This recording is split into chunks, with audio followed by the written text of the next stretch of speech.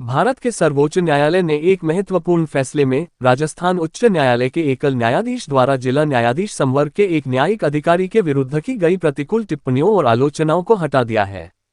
तारांकन न्यायमूर्ति विक्रम नाथ, न्यायमूर्ति संजय करोल और न्यायमूर्ति संदीप मेहता की 3 सदस्यीय पीठ ने कहा कि ये आलोचनाएं अनावश्यक थीं और इस बात पर जोर दिया कि न्यायिक अधिकारियों की बिना सुनवाई के निंदा नहीं की जानी चाहिए और उच्च न्यायालयों को संयम बरतना चाहिए।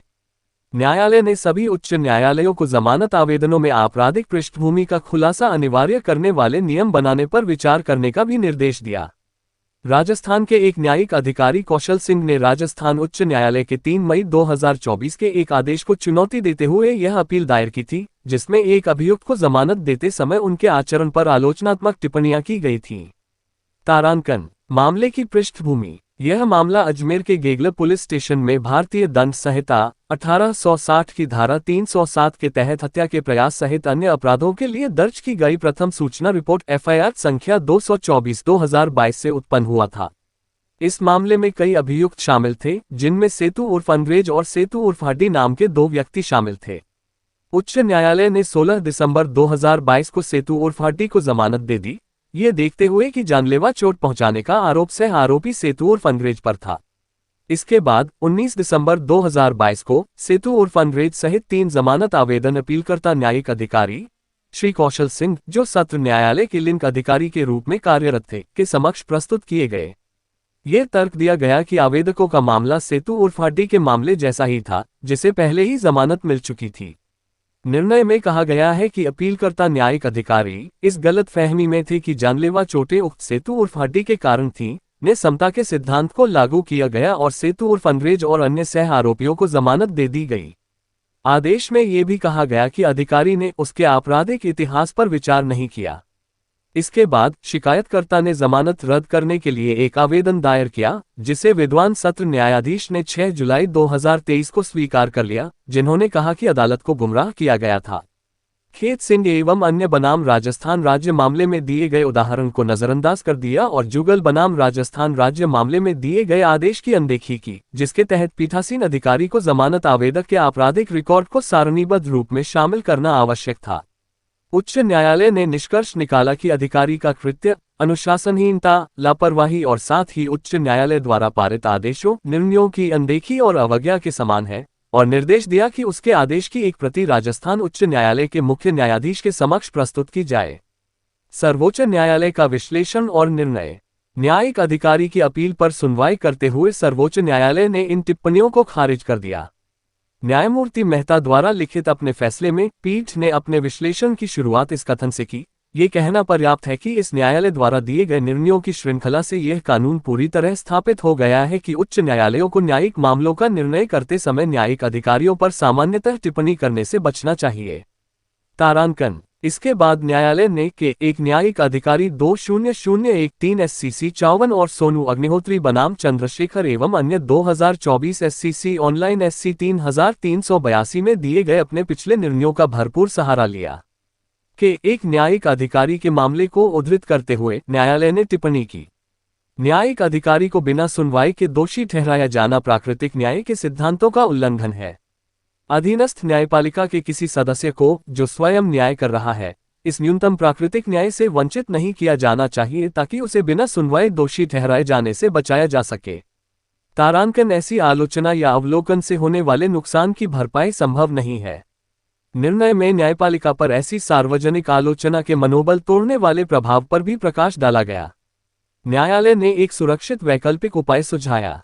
न्यायिक अधिकारी का आचरण, जो उसके योग्य है, उच्च न्यायालय के किसी न्यायाधीश के संज्ञान में आने पर, जो न्यायिक पक्ष में किसी मामले की सुनवाई कर रहा है, उस पर विचार किया जा सकता है। किसी न्यायिक विप्र सेना के 5वें स्थापना दिवस के उपलक्ष्य में आयोजित विभिन्न कार्यक्रमों की श्रृंखला में आज जीव सेवा प्रकल्प लिया गया। जिला अध्यक्ष मनोज व्यास ने बताया कि प्रकल्प के तहत स्थानीय अजमेर रोड बाईपास स्थित वंदे मातरम गौशाला में गौ माता एवं अन्य पशु पक्षी, खरगोश, बंदर, कबूतर, कछुआ, बिल्ली, कुत्ते आदि की सेवा के लिए दवाएं, हरे चारे और गुड़ की सेवा की गई।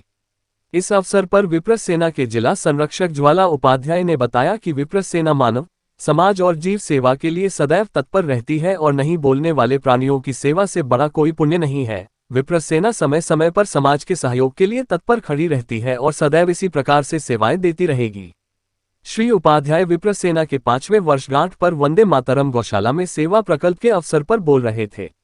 उन्होंने कहा कि इस गौशाला में बीमार पशु पक्षियों की निस्वार्थ सेवा की जाती है, जो अत्यंत प्रशंसनीय है। यहाँ के कार्यकर्ताओं के बीमार जीवों के प्रति समर्पण भाव से की जाने वाली सेवा से सभी विपरीत सैनिक अभिभूत हो गए। युवा प्रकोष्ठ जिला अध्यक्ष संजय पाराशर ने बताया कि इस अवसर पर चंद्र प्रकाश अग्निहोत्री, शंभू दयाल व्यास, हरि गोपाल शर्मा, नरेंद्र शर्मा, पूर्व पार्षद दिनेश शर्मा, भगवती प्रसाद शर्मा, अभिषेक शर्मा, रेणु गौतम और हेमलता शर्मा ने उपस्थित होकर सेवाएं दी। आज विप्र सेना के स्थापना दिवस में हम सब लोगों ने, विप्र सेना की पूरी टीम यहाँ जमा है और हम लोगों ने जीव दया, मातृशक्ति, गौ माता, खरगोश भी है यहाँ, डॉग्स भी है, बंदर भी हैं, मंकी, लोटॉप, यहाँ पे सभी बीमार जानवर आते हैं जिनकी सेवा करना एक बहुत ही अजूब कार्य है। सभी गायें बीमार हैं, ऑलमोस्ट सभी बीमार गायों की हम सेवा करने के लिए यहाँ आते रहते हैं। हमने आज इनको दवाइयाँ, गुड़, चारा सभी का वितरण किया है और हमारी पूरी टीम में एक जोश है। हम इसी प्रकार समाज के लिए और जीव कल्याण के लिए कहीं भी कोई किसी की मदद करनी होगी, जीवों की, गायों की, हम हमेशा तत्पर रहेंगे। अपर जिला अवसत्र न्यायाधीश महोदय श्री प्रवीण कुमार वर्मा ने आज प्रिया जाट पुत्री महावीर जाट निवासी मेवदाखुर्द को हत्या के आरोप में जमानत पर रिहा किए जाने के आदेश पारित किए हैं।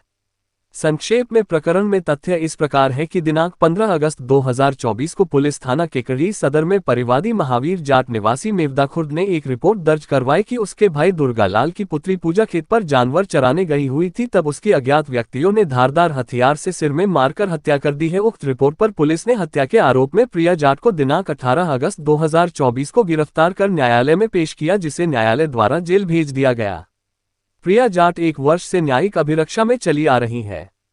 आरोपी प्रिया जाट की ओर से एडवोकेट मुकेश गढ़वाल व अशोक गढ़वाल ने जमानत आवेदन प्रस्तुत कर आरोपिया के अधिवक्ता मुकेश गढ़वाल ने तर्क दिया कि आरोपिया को झूठा फंसाया गया है। पूरा मामला परिस्थितिजन्य साक्ष्यों पर आधारित है। आरोपिया से कोई बरामदगी नहीं हुई है।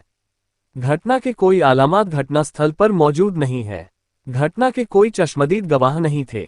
आरोपिया के विरुद्ध पूर्व में कोई प्रकरण दर्ज नहीं है और न ही विचाराधीन है। आरोपिया पढ़ाई कर रही है तथा महिला है। भारतीय दंड प्रक्रिया संहिता की धारा 437 में भी महिला बंदी को शीघ्र जमानत देने का प्रावधान है।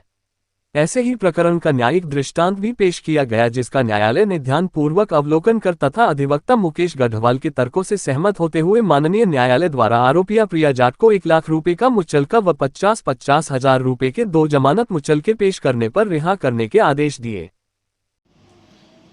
बहुचर्चित पूजा हत्याकांड में माननीय अपर जिला एवं सेशन न्यायाधीश संख्या 2 श्री प्रवीण कुमार जी वर्मा के द्वारा अभियुक्ता प्रिया जाट को जमानत दी गई है।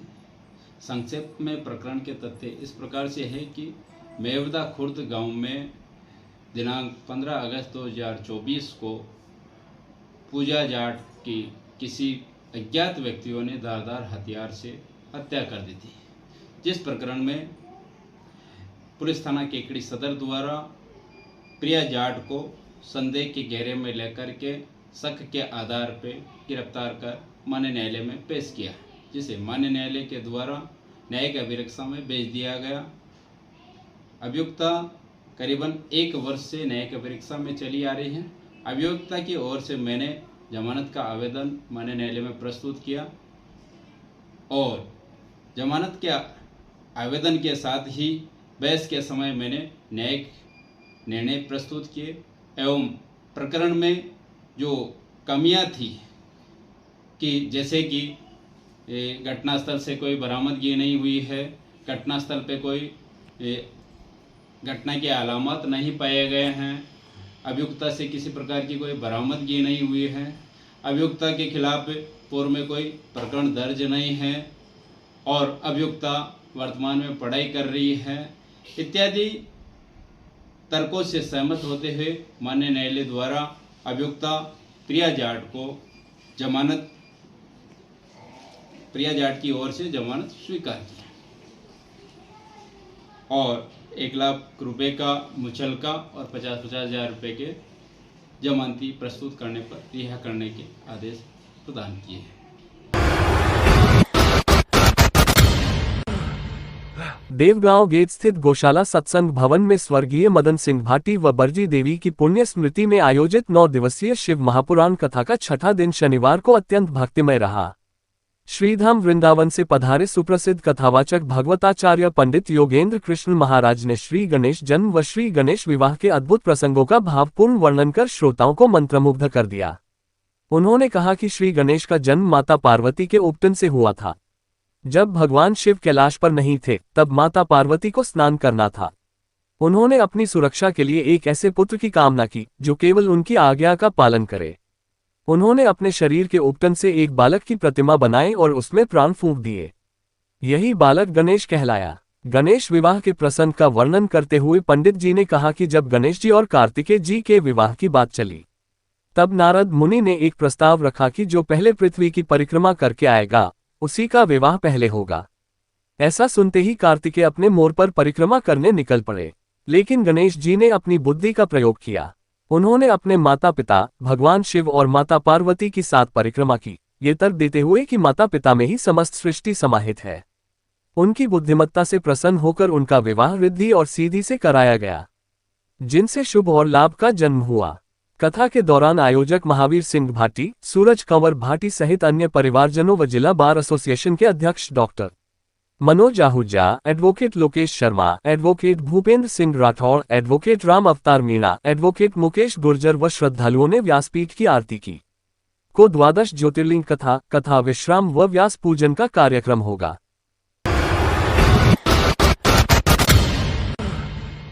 राजस्थान के मुख्यमंत्री भजनलाल शर्मा के केकड़ी आगमन को लेकर प्रशासनिक अधिकारियों ने तैयारियां युद्ध स्तर पर शुरू कर दी है। मुख्यमंत्री के आगमन को लेकर हेलीपैड सहित सभा स्थल पर तैयारियां जोर शोर से चल रही है। मुख्यमंत्री भजनलाल शर्मा 22 जुलाई को केकड़ी विधायक शत्रुघ्न गौतम के जन्मदिन केकड़ी में आयोजित जनसभा को संबोधित करेंगे तथा विशाल रक्तदान शिविर का निरीक्षण करेंगे तथा केकड़ी को 1000 से अधिक के विकास कार्यों की सौगात देंगे। सीएम भजनलाल शर्मा के आगमन को लेकर यहां अजमेर रोड स्नातकोत्तर महाविद्यालय में हेलीपैड तैयार किया जा रहा है तथा अजमेर रोड से बाईपास मार्ग पर सफाई कार्य व सड़क पर पैचवर्क का कार्य किया जा रहा है। नगर परिषद द्वारा हरियालो राजस्थान के तहत जयपुर मार्ग पौधरोपण किया गया है, जो शहर की सुंदरता में 4 चांद लगा रहे हैं। करोड़ों रुपए के विकास कार्यों का होगा लोकार्पण। मुख्यमंत्री भजनलाल शर्मा करोड़ों रुपए के विकास कार्यों का शिलान्यास व लोकार्पण करेंगे।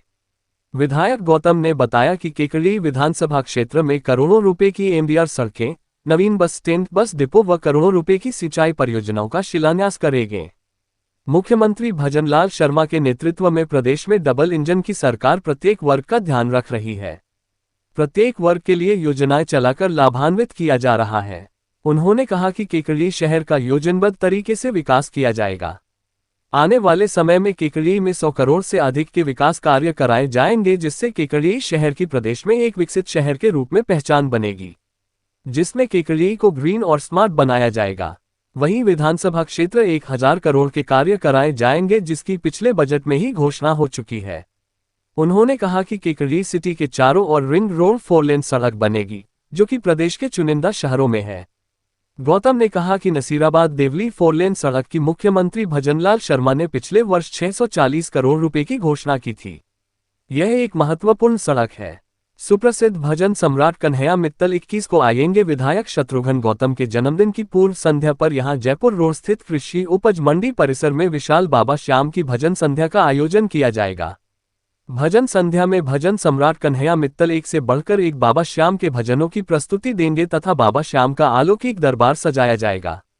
विधायक शत्रुघ्न गौतम ने केकड़ी श्री श्याम मंदिर के प्रथम पाटोत्सव महोत्सव में भजन सम्राट कन्हैया मित्तल को केकड़ी लाने की घोषणा की थी, जो 21 जुलाई को पूरी हो रही है। भजन सम्राट कन्हैया मित्तल का केकड़ी आगमन को लेकर श्याम प्रेमियों में उत्साह नजर आ रहा है। विधायक शत्रुघ्न गौतम व भजन गायक कन्हैया मित्तल को स्वागत के लिए पोस्टर व रंग बिरंगी रोशनी से सजाया जा रहा है।